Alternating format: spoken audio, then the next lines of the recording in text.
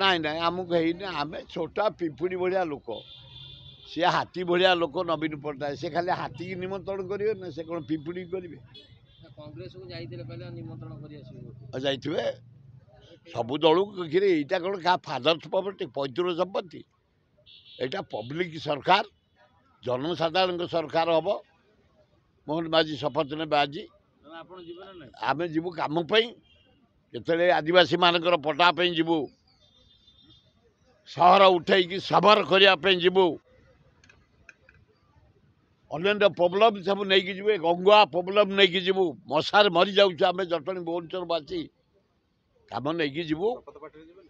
ନା ନିମନ୍ତ୍ରଣ ନହେଲେ ମୁଁ ଯିବିନି मुख्यमंत्री नवीन पट्टनायक को समस्या नहीं भेटा असंभव थिला भेटी भेटी पारि ନାଇଁ ନାଇଁ ସମସ୍ତେ ଭେଟି ପାରୁଥିବା ଗୁଡ଼ା ମିଛ କଥା ଗୁଡ଼ା ତାଙ୍କ ନାଁରେ ବଦନାମ କରାହେଉଛି ନାଇଁ ଆମେ ଯେତେବେଳେ ଯାଇଛୁ ଜନସାଧାରଣ କଥା ନେଇକି ସବୁ କରିଛନ୍ତି ଏଗୁଡ଼ା ବେକାର ତାଙ୍କ ନାଁରେ ପବ୍ଲିସିଟି ଶସ୍ତା କଥା ଏ ନାଇଁ ସେ ମନ୍ତ୍ରୀ ଏମଏଲଏ ଯୋଉଗୁଡ଼ାକ ଯୋଉଟା ରିଜେକ୍ଟ ଲୋକ ପଇସା ଖାଇକି କଳଙ୍କିତ ହେଇଯାଇ ସେଇ ଲୋକ ଗୁଡ଼ାକ ବୁଝୁଛନ୍ତି ଆଜି ସକାଳୁ ମୁଖ୍ୟମନ୍ତ୍ରୀ ଯିଏ ନବୀନ ପଟ୍ଟନାୟକ ଥିଲେ ବର୍ତ୍ତମାନ ସବୁ ମହାପୁରୁଷଙ୍କ ପ୍ରତିମୂର୍ତ୍ତିକୁ ମାଲ୍ୟାର୍ପଣ କରୁଛନ୍ତି ଏଇଟା ସାଧାରଣ କଥା ଇଏ ଯିଏ ହବ ତମେ ହେଲେ ବି ଧୀରେ ଧୀରେ ସେ ଆଉଥରେ ଆକ୍ଟିଭ ହଉଛନ୍ତି ହଁ କ'ଣ ନାହାନ୍ତୁ 29 ପାଇଁ ପ୍ରିପେୟାର ହଉଛନ୍ତି ହଁ ସେ କାହିଁ କ'ଣ ହେଇଯାଇଛି କି ତାର ଧୋଇନା ବରୁଡ଼ି ଏ ରାଜ୍ୟର ବହୁ ବିକାଶ କରିଛି ଏଥର କ'ଣ କହିବାର ଅଛି ନବୀନ ପଟ୍ଟନାୟକ ବହୁ ବିକାଶ କରିଛି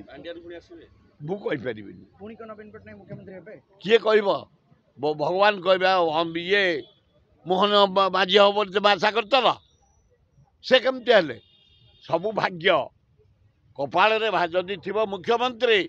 ନବୀନ ହେବେ ନଥିଲେ ମୋହନର ଯେମିତି ପଡ଼ିଲା ମହା ସୁନା କଳସ ଢାଳିଲା ସେମିତି